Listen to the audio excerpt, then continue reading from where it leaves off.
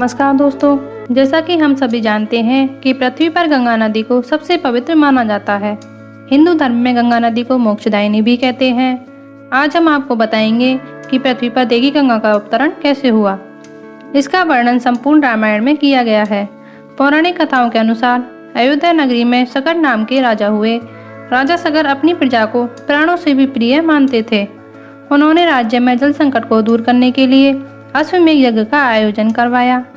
देवताओं के राजा इंद्र को जब इस यज्ञ के बारे में पता चला तो उन्होंने यज्ञ के घोड़े को चुरा लिया और उसे कपिल मुनि के आश्रम में ले जाकर बांध दिया। अंशुमान ने संपूर्ण पृथ्वी पर घोड़े की तलाश की, लेकिन उन्हें घोड़ा कहीं भी नहीं मिला। उसके बाद राजा सगर ने अपने 60,000 पुत्रों को घोड़ा ढूंढने के लिए तीनों लोकों में भेजा। आदेश सुनते ही सभी पुत्र घोड़े को ढूंढने के लिए निकल गए। घोड़े को ढूंढने के लिए उन्होंने सबसे पहले पृथ्वी को खोदना शुरू किया, लेकिन उन्हें कहीं भी घोड़ा नहीं मिला। घोड़े को ढूंढते ढूंढते सभी पुत्र पाताल लोक पहुंच गए। पाताल लोक में घोड़े को खोजते खोजते वे सभी लोग वासुदेव महेश्वरी कपिल मुनि के आश्रम में जा पहुंचे। उन्होंने वहां देखा कि कपिल मुनि तपस्या में लीन है और वहीं उनके पास घोड़ा बंधा हुआ है। यह देखते ही सभी कपिल मुनि को चोर समझने लगे और उन्हें मारने के लिए आगे बढ़े, जिससे कपिल मुनि की तपस्या भंग हो गई और उन्होंने क्रोध में आकर राजा सगर के सभी 60,000 पुत्रों को जलाकर भस्म कर दिया। राजा सगर को जब इस बात का पता चला कि उनके पुत्रों की मुक्ति देवी गंगा के पवित्र जल से ही होगी, तो वे गंगा को पृथ्वी पर लाने के लिए तपस्या करने लगे, लेकिन वो इसमें सफल ना हो सके। आगे राजा दिलीप के पुत्र भागीरथ हुए।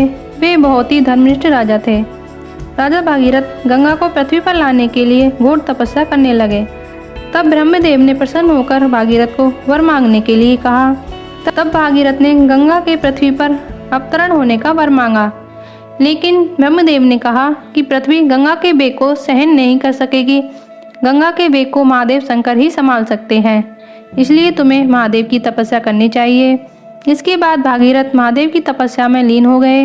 भागीरथ की तपस्या से भगवान शंकर प्रसन्न होकर कहने लगे, मैं गंगा को अपने मस्तक पर धारण करूंगा। इसके बाद देवी गंगा को महादेव ने अपनी जटाओं में धारण कर लिया। भागीरथ ने पुनः शंकर जी की तपस्या की।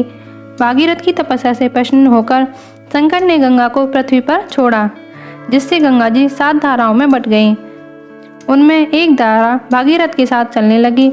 जहाँ भी भागीरथ जाते वहाँ पीछे पीछे गंगा जी भी बहती। गंगा बहती बहती वहाँ पहुँची जहाँ ऋषि जाह्नवी यज्ञ कर रहे थे। गंगा अपने वेग से ऋषि जाह्नवी को संपूर्ण सामग्री के साथ बहाकर ले जाने लगी। इससे ऋषि जाह्नवी को बहुत क्रोध आया और उन्होंने गंगा का सारा जल पी लिया। यह देख भागीरथ ने ऋषि जाह्नवी को गंगा जी को मुक्त करने के लिए कहा।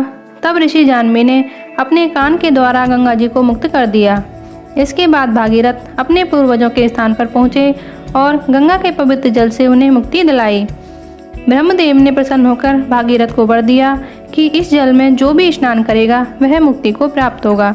अगर आपको हमारी वीडियो अच्छी लगी हो तो लाइक करें, शेयर करें और सब्सक्राइब करें।